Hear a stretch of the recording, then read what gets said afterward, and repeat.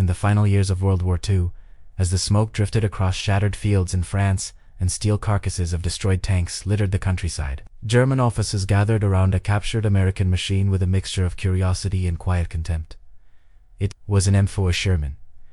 The tank German crews often mocked for its thinner armor and modest gun. Two seasoned veterans who had fought inside the imposing hulls of the Tiger I or commanded the sleek, hard-hitting Panther tank. The Sherman looked almost ordinary. It lacked the brutal presence of a heavy breakthrough tank. It did not boast the same long-barreled cannon designed to punch through enemy armor at extreme range. On paper, it was inferior. And yet, by 1944, Shermans were everywhere. They rolled through the hedgerows of Normandy, pushed across Italian hills, and flooded into Western Europe in numbers that seemed impossible to stop. German crews might knock out one, even three, in a single engagement, but more kept coming. That was the mystery. That was the unease. And so, when German engineers were given the opportunity to thoroughly test and dismantle a captured Sherman, they expected confirmation of what they already believed.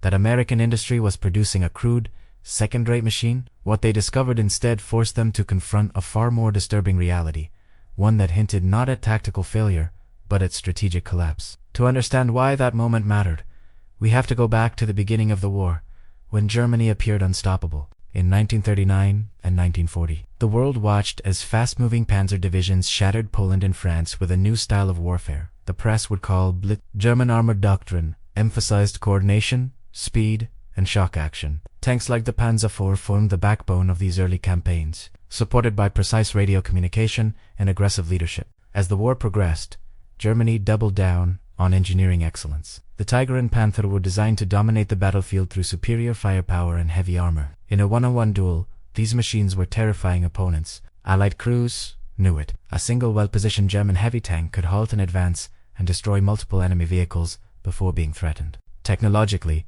Germany pursued perfection: thicker armor plates, more powerful high-velocity guns, advanced optics, intricate suspension systems.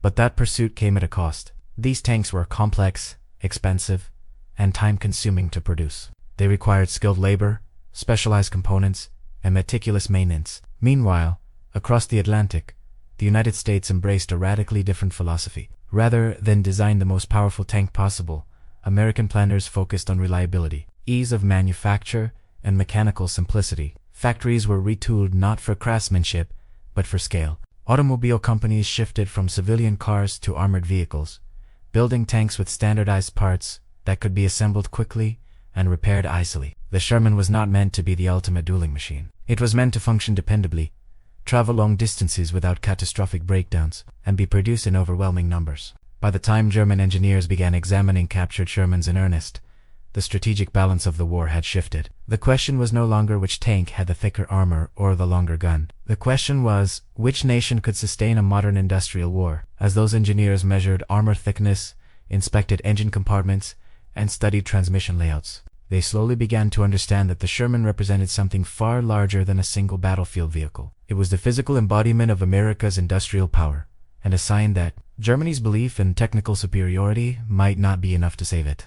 When German engineers first began a systematic evaluation of the captured M4 Sherman, they approached it with professional confidence. By 1943 and 1944, Germany had already fielded what many consider the most formidable tanks in the world. The Panther tank carried a high-velocity 75mm gun, capable of penetrating most Allied armor at long range, while the Tiger I mounted the feared 88mm cannon that had become legendary among tank crews. On paper, the Sherman appeared underwhelming. Its armor was thinner. Its main gun, particularly in early variants, struggled against the frontal armor of late-war German heavy tanks.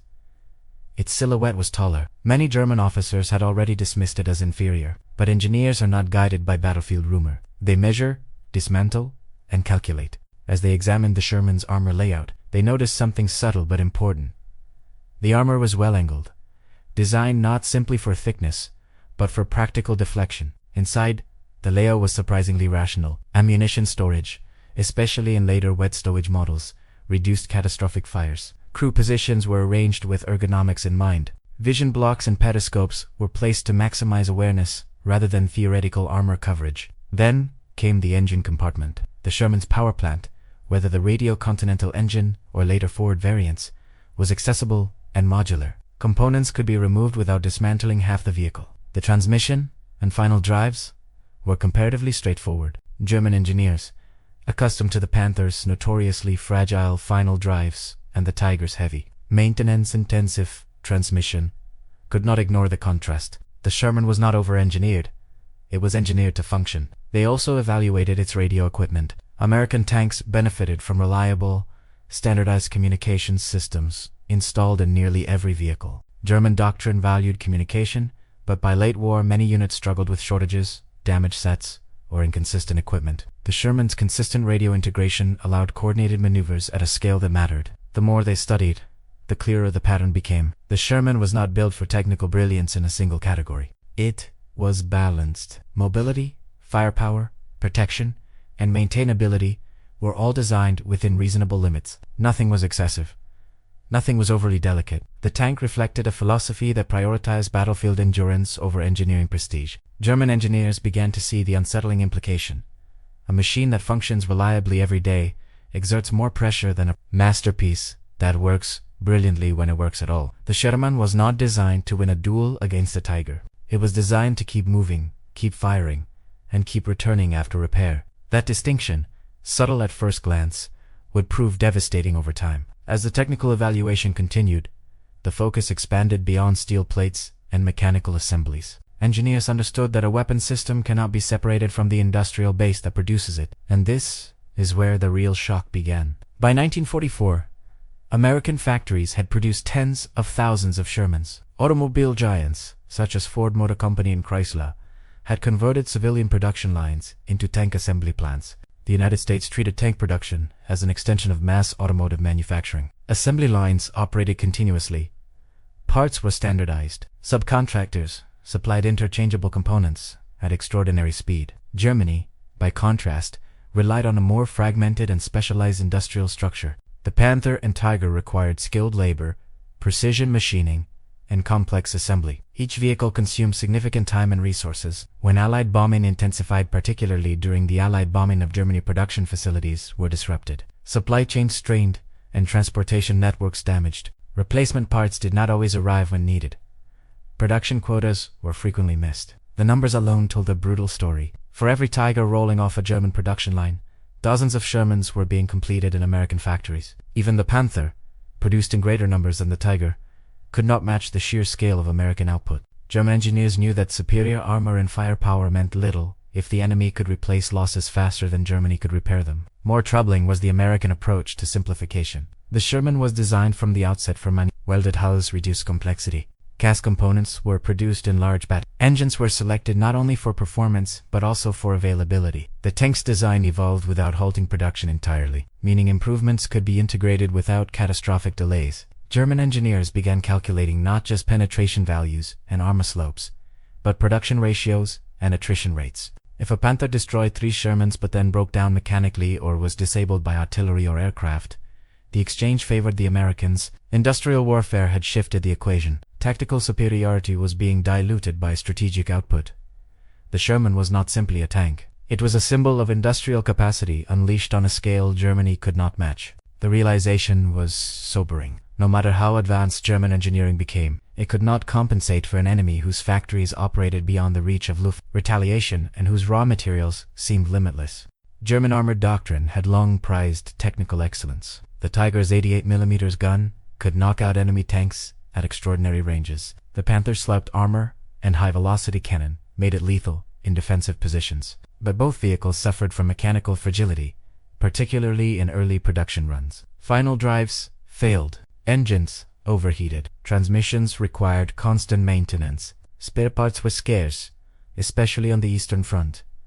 In contrast, the Sherman's reputation among its crews centered on dependability. It was not invincible, but it was consistent. American maintenance crews could swap engines, replace transmissions, and return damaged tanks to service with remarkable speed. Recovery vehicles and supply trucks followed armored columns closely. The United States built not only tanks, but the logistical ecosystem necessary to sustain them. German engineers examining the Sherman recognized the philosophical divergence. The German approach aimed to dominate through qualitative superiority. The American approach aimed to endure through quantitative resilience.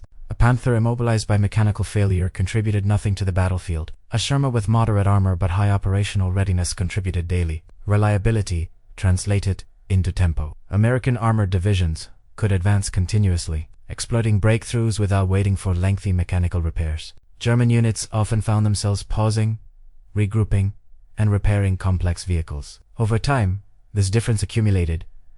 Warfare in 1944 was not a tournament of isolated duels. It was a relentless campaign of movement, supply, and sustained pressure. The Sherman's mechanica simplicity reduced training burdens as well. Crews could learn maintenance procedures more quickly. Field improvisations were possible. Components were standardized enough that parts from one vehicle could be fitted to another. German tanks, by contrast, often required specialized knowledge and tools. The engineers could not ignore the operational mathematics. A slightly inferior tank that is available 90% of the time exerts more influence than a superior tank available 50% of the time. Perfection, in wartime, had revealed its hidden weakness. It was fragile. The Sherman's designers had accepted limitations in exchange for durability. Germany had pursued excellence at the edge of its industrial capacity.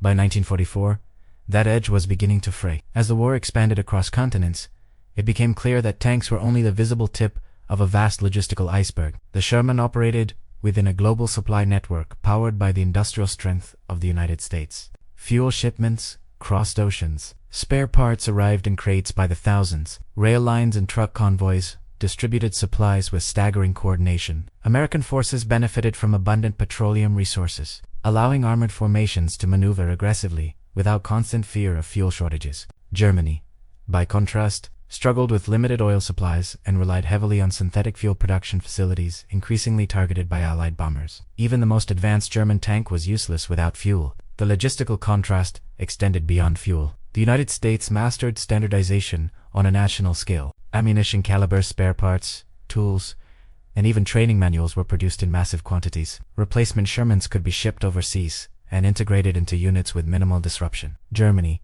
fighting on multiple fronts and under sustained bombing, faced transportation bottlenecks and material shortages. Engineers understood that the Sherman's simplicity enhanced this logistical advantage. Fewer unique parts meant easier supply management. Streamlined design meant faster repairs. Each design decision reinforced the broader system supporting it. By 1944, German armored units were often outnumbered, not only in tanks, but in trucks, recovery vehicles, and support personnel. The battlefield was increasingly shaped by which side could maintain momentum. The Sherman was an instrument of sustained pressure, enabled by an industrial machine operating at full capacity beyond the reach of German retaliation. The realization deepened. Germany was not merely losing tank engagements. It was losing a systemic contest of production, supply, and endurance. As engineers concluded their evaluations, the implications extended far beyond mechanical diagrams. The captured Sherman represented a larger truth about modern warfare. Germany had entered the war confident in its technical mastery and tactical innovation.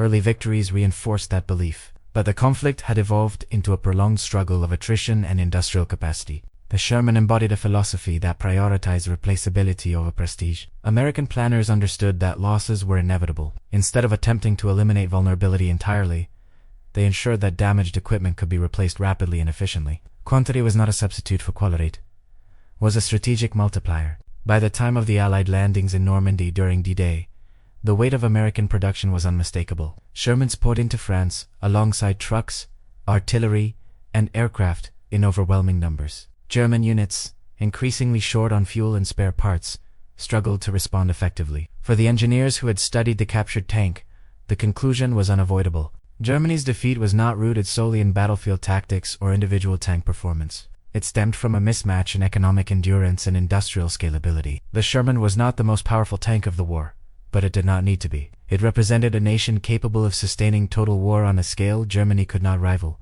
In that realization lay the deeper lesson. Modern war was no longer decided by the brilliance of a single machine. It was determined by systems factories, supply chains, standardization, and the ability to replace losses faster than the enemy. When German engineers examined the Sherman, they were not simply studying a tank. They were witnessing the industrial force that would ultimately overwhelm the Third Reich. By the final months of the war, the lessons were no longer theoretical. Burned-out German armor-aligned retreat routes from France to the Rhine. Fuel depots stood empty. Repair yards overflowed with Panthers and Tigers waiting for parts that would never arrive. On the other side, columns of M4 Sherman tanks kept advancing, replaced, and reinforced with a steady rhythm that seemed impossible to disrupt. The battlefield had become a measuring stick, not just of firepower, but of endurance. The German engineers who once examined a captured Sherman expecting to confirm their sense of superiority had, in effect, glimpsed the future of warfare. They saw that the tank's true strength did not lie in thicker armor or a larger gun. It lay in balance, in standardization, in the fact that it could be built quickly, shipped across an ocean, repaired in the field, and returned to combat without paralyzing complexity. It was a machine designed not for prestige, but for persistence. Germany's great armored vehicles, the Tiger I and the Panther tank, remain symbols of engineering ambition. They were formidable. Even in a controlled engagement, they could dominate. But war is not fought in controlled engagements. It is fought across muddy roads, broken bridges, bombed railways, and exhausted supply lines. It is fought day after day, where mechanical reliability and logistical support matter as much as raw power. The Sherman was not perfect. Its crews faced real dangers, especially against heavier German armor. Yet perfection was never its purpose. It was designed as part of a system powered by the industrial strength of the United States and coordinated on a global scale. That system absorbed losses, corrected weaknesses, and kept moving forward.